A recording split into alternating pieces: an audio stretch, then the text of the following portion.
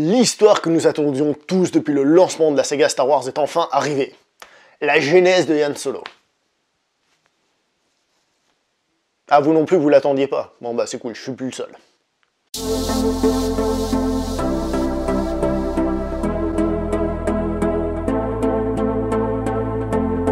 Bonjour à toi très cher spectateur et bienvenue pour cette nouvelle critique en post-projection, entre guillemets un petit peu tardive par rapport à ce qui m'arrive de faire, puisque j'ai mis du temps, en plus le film a déjà été présenté à Cannes, donc il y a déjà plein de vidéos partout, donc je pense que vous êtes déjà renseignés pour savoir si vous voulez aller voir ce film ou pas.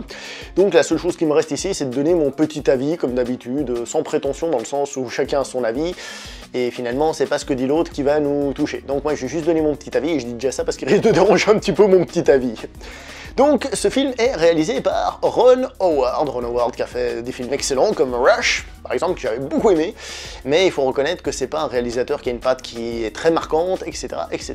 Surtout que dans ce film, il a remplacé deux personnes, donc Phil Lord et Christopher Miller, désolé, j'ai dû couper pour aller vérifier, qui étaient déjà responsables de films comme 21 Jump Street, donc l'adaptation de la série télé, ou encore La Grande Aventure Lego. Donc, autant le dire tout de suite, ces mecs-là, dans les films qu'ils ont fait, enfin, sur ces exemples, ils sont plutôt dans la comédie, et paraît-il qu'ils avaient prévu à la base de faire un film qui tirait vers le Thor Ragnarok, Star Wars Narok. Ça aurait été stylé comme nom. Hein. Finalement, les deux comparses, ils ont été virés, et justement, on a mis Ron Howard qui, ici, bah, lui, il fait le Yes Man de service. Mais on reviendra là-dessus tout de suite après. Donc, dans ce film, nous avons pour interpréter Han Solo. Vous aurez remarqué, j'ai tendance à dire Yann, et je risquerai de le dire plusieurs fois, Yann Solo, parce que je suis influencé par la VF de la trilogie originale d'époque, donc désolé.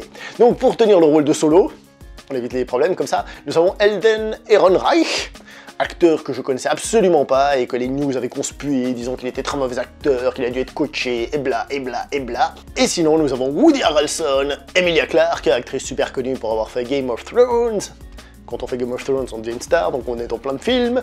Et nous avons un certain Donald Glover dans le rôle de Lando Calrissian. Pour la note que je vais donner à ce film, c'est là justement que c'est un peu compliqué. J'ai vu le film, et j'ai pas accroché des masses, j'ai pas aimé, je me suis dit ouais, c'est un petit film. Mais le problème, c'est qu'en y repensant, parce que je l'ai vu évidemment il y a plusieurs heures, en y repensant, il y avait des qualités qui me revenaient en tête. Donc je suis un peu partagé, donc si vous voulez, j'ai pas aimé le film, mais je reconnais qu'ils ont fait des efforts pour essayer que le film, il ait des qualités.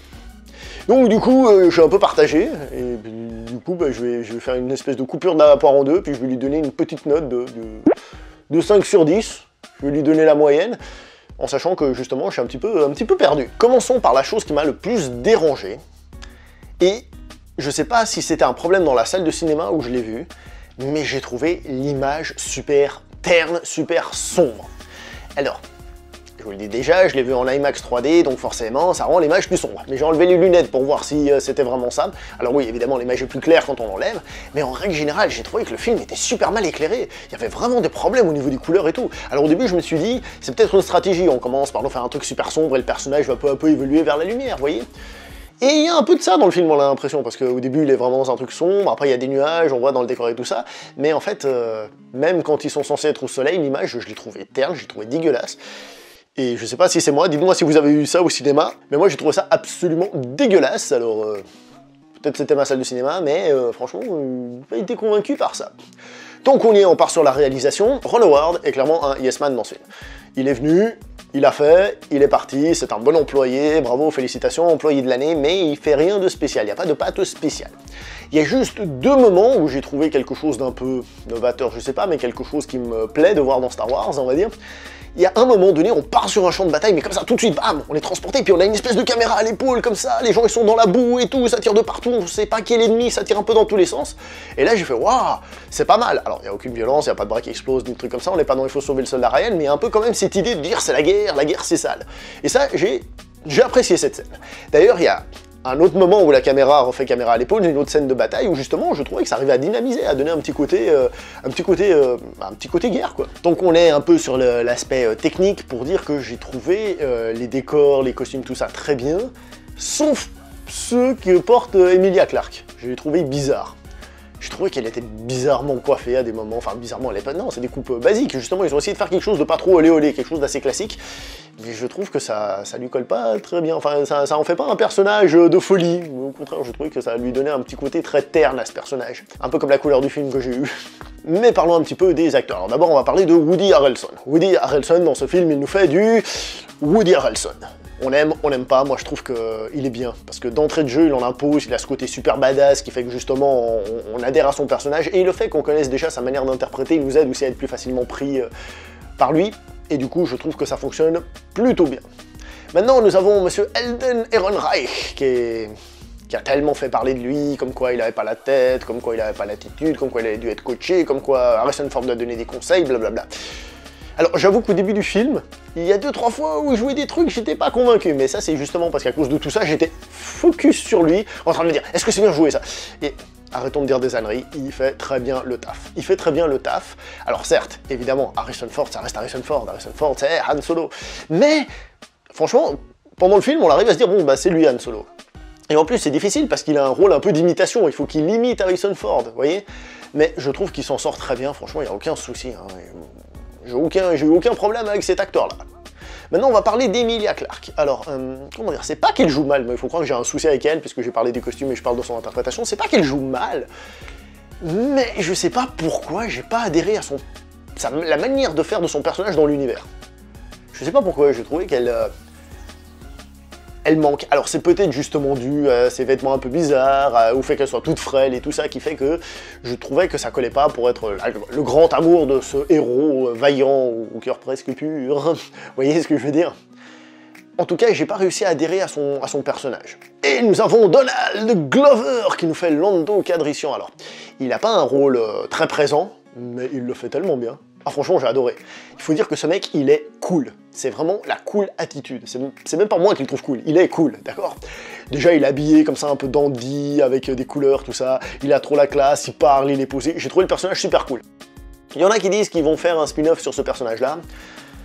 J'irai peut-être pas jusqu'à dire que ça va être super intéressant de le faire, mais... en tout cas, ils ont trouvé un acteur que je trouve tout à fait valable pour le faire, mais le personnage en lui-même, je sais pas exactement ce qu'on pourra en tirer. Déjà, il a réussi à s'imposer, on va dire, de justesse dans la trilogie originale. Bah, normal, il arrive à la fin du second, hein, désolé, je spoil. D'accord, il arrive à la fin du second film, de l'Empire contre-attaque. Donc forcément, il est un petit peu moins... Dans les mœurs, on va dire, des personnages, même si la saga est tellement classique que le personnage est intégré, mais je veux dire, il y a moins de background à respecter absolument qu'il faut pas toucher. Donc peut-être qu'ils arriveront à faire quelque chose. En tout cas, là, ici, dans ce film, je le trouve très bien fait. Alors, sans parler d'histoire, on va parler des deux thématiques qui accompagnent ce film. La première, c'est le western. Alors, récapitulons.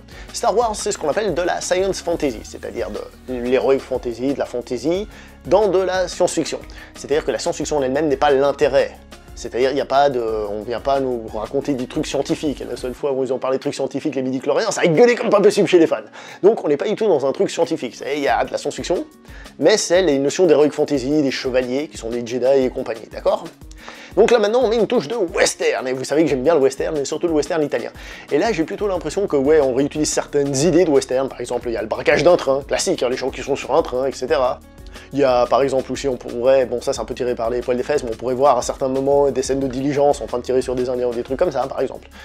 Ça peut-être vous le verrez moi, c'est un peu tiré par les poils des fesses, je vous avoue. Il y a les gens qui sont autour du feu et puis ils parlent de leur vie, il y a à un moment donné, ils sont dans un bar et tout d'un coup il y a des gens qui arrivent devant comme ça, trop posés, et puis les autres qui sortent, donc c'est le saloon, le duel dans le saloon, t'as même un plan léonien avec un plan sur un pistolet et puis le type en face.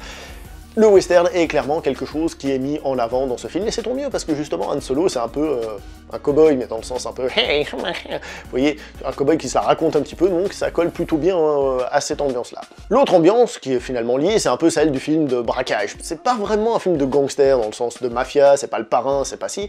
On est plus dans les sous-fifres, ceux qui sont obligés de faire des cases pour avoir de l'argent, pour revendre ici et ça. D'ailleurs, la substance qu'ils essayent de prendre, là je reviens un peu au western, désolé, je passe un peu du coq à l'âne, ça fait un peu comme s'ils essayaient de voler de l'or. Donc c'est assez intéressant. Rappelons quand même que ce film a été écrit par Lawrence Kasdan et son fils Jonathan Kasdan.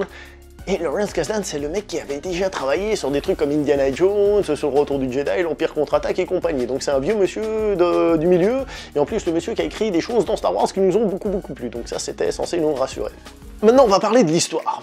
Bah l'histoire en elle-même, comme j'ai dit, personnellement je m'en fous. Je m'en fous. Je veux dire, les origines de Han Solo, est-ce qu'il fallait vraiment les raconter? Est-ce qu'on avait besoin qu'on nous montre comment Han Solo rencontre Chewie, comment ils deviennent potes? Parfois, le hors-champ, comme on dit, tout ce qu'on ne voit pas, ça a plus de puissance parce qu'on fantasme, parce qu'on l'imagine. Là, on nous le montre. Et quand on nous le montre, ça me perd un peu de puissance parce que... Je dis pas que c'est forcément le cas dans le film, mais on voit que Han et Chewie sont vachement potes. Donc on se dit, waouh, mais Comment est-ce qu'ils se sont connus? Qu'est-ce qu'ils ont vécu comme aventure? Ils ont dû vivre plein de trucs. Et du coup, quand on le voit comme ça, ils se présentent, ils deviennent potes, on se dit ouais, ils sont potes, mais est-ce que c'est pour ça que ça scelle cette union pour la vie entre les deux, quoi? Mais il faut dire les choses comme elles sont. Le scénario est plutôt bien fait. Le scénario est plutôt bien fait. Par exemple, la rencontre entre Anne et Chewie, elle est crédible. Elle est crédible et elle est pas si bête et pas si mal que ça. Et il y a plein de petits trucs. Par exemple, le film est évidemment une construction du personnage d'Han Solo. Et cette construction, je trouve qu'elle est assez logique. Quand on arrive à la fin du film, on se dit « Ah ouais, on peut comprendre comment c'est devenu le Han Solo qu'on a dans le début de l'épisode 4. » Je vais y arriver, je me perds sur les chiffres. Au début de l'épisode 4. Donc je trouve qu'il y a une certaine logique, une certaine cohérence. C'est pas plus mal. Un petit mot sur l'histoire d'amour du film qui pour moi est l'élément le plus important et le plus réussi du film. Je m'explique. Toutes ces histoires de braquage, toutes ces histoires de gangsters, toutes ces histoires de ci, de ça, ça m'a laissé de marbre. Je regarde dans Star Wars et tout ce qui est aventure, action, tout ça, ça m'a pas touché. Ça, c'est un problème. Mais l'histoire d'amour en elle-même, non pas que j'étais à fond dedans, oh, quelle histoire, qu'est-ce que c'est touchant, oh là là, j'en peux plus. Non, c'était pas du tout ça. Par contre, j'étais très curieux de me dire comment, avec cette histoire-là, il va réussir à devenir le Han Solo qu'on connaît dans la trilogie originale. C'est-à-dire un type qui, d'abord, n'a pas beaucoup d'amis, etc., et qui, par la suite, va tomber follement amoureux de quelqu'un de manière solide, de manière dure. Surtout avec ce qui se passe là dans le film. Mais c'est plutôt bien mené, cette barque est plutôt bien menée, l'histoire d'amour est assez bien faite pour que justement on adhère, comme j'ai dit, à cette évolution du personnage, ça c'est plutôt réussi. A contrario du reste, qui est sorte de l'action, de l'aventure, mais qui m'a laissé d'un marbre, mais total et complet. Un petit mot sur l'humour du film. Alors il y a de l'humour, mais pas de Thor Ragnarok, pas Star Wars Ragnarok comme je disais, c'est un humour qui est assez tranquille en fait, c'est un humour qui tombe presque naturellement, c'est des gens, quand ils parlent, ils font une petite blague ou un truc comme ça, donc c'est pas lourd du tout. À ce niveau-là, tant mieux. À part peut-être, personnellement, en ce qui concerne le droïde. On a un droïde dans le film, et forcément, il faut qu'il ait une personnalité, parce que maintenant c'est la mode de mettre des personnalités folles, vous androïdes et tout et tout. Et là, par contre, j'ai pas du tout adhéré, ni même la scène où Han Solo, Lando Calrissian va chercher l'androïde, je vous laisse voir pour ceux qui ont vu. Franchement, ça m'a pas emballé du tout, j'ai trouvé ça... j'ai pas aimé ça. Franchement, ça, j'ai pas aimé. Ça fait partie des trucs qui m'ont dérangé. Mais là où le film, pour moi, il a des défauts, c'est qu'il y a pas mal de fanservice. Mais c'est du fanservice un petit peu plus subtil que d'habitude. Quand je vous dis que je vois des qualités à ce film, malgré que je critique, il y a plein de fanservice, de musique de Star Wars qui apparaissent au moment « Oh, on voit le Faucon Millennium, on a la musique, d'accord ?»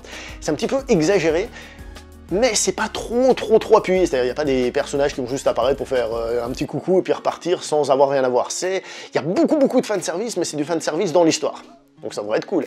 Le problème, c'est qu'il y a des moments où ça m'a clairement dérangé. Par exemple, le moment que j'ai trouvé le plus cool du film, c'est le moment du, si je le prononce bien, Maelstrom, c'est le moment que j'ai trouvé le plus cool. Mais c'est clairement une réédite d'un passage de l'Empire contre-attaque. Et qui plus est, avec la musique de l'Empire contre-attaque derrière, quoi. Je veux dire, la même musique dans la même scène. Ils reprennent les mêmes éléments, le champ d'astéroïdes, le gros monstre qui essaye de rattraper le Faucon Millennium, etc. Donc, c'est un peu le souci. Donc ça, c'est le coup des 12 parsecs, là. Comment ça s'appelle déjà le truc Comment c'était déjà le raid de Kessel en 12 parsecs, ou un truc comme ça, qu'ils disent dans l'épisode 4. Donc, ok, on peut nous le montrer, c'est cool, dans l'absolu on s'en fout, mais on nous le montre, ok, pourquoi pas. Mais si vous le montrez en reprenant des éléments comme ça de l'Empire contre-attaque et tout, je trouve que c'est pas génial, surtout parce que du coup, quand on arrive à l'Empire contre-attaque, c'est moins intéressant. Mais bon, dans l'épisode 4, on sait aussi que le Faucon Millennium, c'est déjà plus ou moins frité avec des croiseurs interstellaires de l'Empire, donc... C'est la scène que j'ai préférée, mais en même temps, ça fait vachement Reddit. Et le film a un dernier acte à la fin, donc un passage qui... En plus, on va dire que je m'attendais pas, je pensais que le film allait bientôt finir, bon, même s'il y avait encore des choses en suspens, le film ne pouvait pas s'arrêter là. Et dans ce dernier acte, on essaye de faire en sorte que... Comment dire ça ? Que Han Solo soit bien vu. Et j'ai trouvé que c'était en trop, ça faisait vraiment trop, c'était trop forcé, trop appuyé. Et ça, franchement, je trouve ça un petit peu dommage. Encore 2-3 petits trucs que je trouve un petit peu bizarres. Au début du film, on a donc, il y a bien longtemps, dans une galaxie lointaine, très lointaine, le problème c'est qu'ils avaient besoin d'avoir un texte d'introduction pour expliquer ce qui se passe. Mais ils peuvent pas mettre le texte déroulant de Star Wars parce que ça c'est réservé aux épisodes 1, 2, 3, 4, 5, 6, 7 et compagnie. Donc ils ont pas pu faire ça. Donc qu'est-ce qu'ils ont fait? Ils ont fait ce texte, écrit en bleu, comme il y a bien longtemps, dans une galaxie lointaine, très lointaine. Donc on le fait pas, mais on le fait quand même. Ouais, c'est une petite pirouette de laquelle je suis pas très fan. Et pour revenir vite fait justement sur le fanservice, au bout d'un moment, au début du film, comme ça, voilà, il y a Han Solo qui se retrouve face à un Jabba le Hutt de service, et il fait quoi? Il sort une espèce de grenade et il fait « Oh, c'est un détonateur thermique !» voyez ce que je veux dire?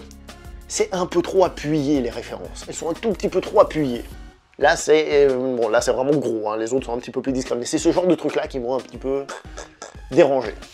Il y a des moments où je trouve que le scénario est pas très bien fait. Par exemple, après la scène du casse sur le train, donc il y a un des personnages qui meurt. Et le personnage de Woody Harrelson est censé être amoureux de ce personnage. Alors bon, c'est peut-être un amour de bad guy, tu vois ce que je veux dire? C'est-à-dire un amour de personnes qui se comprennent, mais qui sont pas forcément amoureux. Je veux dire, c'est des professionnels. Mais bon, quand elle meurt, scène d'après, on voit Woody Harrelson qui met une droite à Han Solo, et moi je me suis dit, ah, c'est parce qu'il va dire elle est morte, et toi t'as lâché la cargaison, qu'est-ce que t'as fait, blablabla. Et en fait, non, pas du tout.